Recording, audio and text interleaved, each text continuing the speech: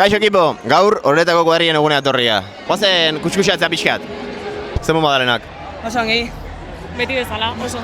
Zenbat garren eguna da gaurkoa? Hirugarrena. Goizetan lan eginda, baina bueno, atxalden festa. a tope. Altuak, oso altuak beti. Desfase totala gaur atxalden, kale girantzat. Zer duk arte? Bihar arte. Dianar arte minimo. Bueno, bikote, ikusten dut galtzerdi berezia dituzula, ez? Kontatu pixkat, Egin dugu lagun eskutua, kuadria eguneko urteko bezala, eta hau etokatu ja. Beak montatzen tiroa, eta ni arte zain bezala. Beti faiatzen da, zike irudin de baioi reflejatzea. Gaur eguna handia. Zenbat garren eguna da gaurkoa? Hirugarrena. Ta zenbat garren diana? Hirugarrena. Bigarrena. Fua! A ver, landare itxita gero, ez dakigu. Igual amatxi gero pixka bat, mañaneo, ez dakit. Behatziak baina berandu. Ni bihar lanakat 6 azpietxa.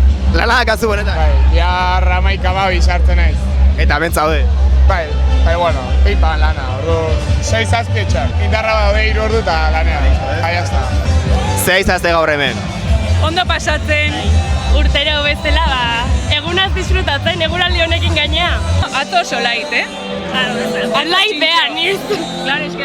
Light zer dutan? Ordu bitan. Madalenetako egun hoberena dau. Bai, beti ondo pasatzegu, así que espero egu ez defraudatzea. Zenbat garren eguna da gaurkoa zuentzako parranda gura? Hirugarrena. Hirugarrena? Larumatak ondo dut. Bueno, ya, laugarrena. Laugarrena, bale. Zenbat diana, ja?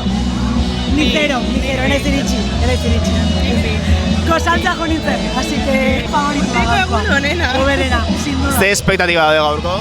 Parranda tope, arratsaldean batez ere, DJ a tope, Maruxen kontzertua.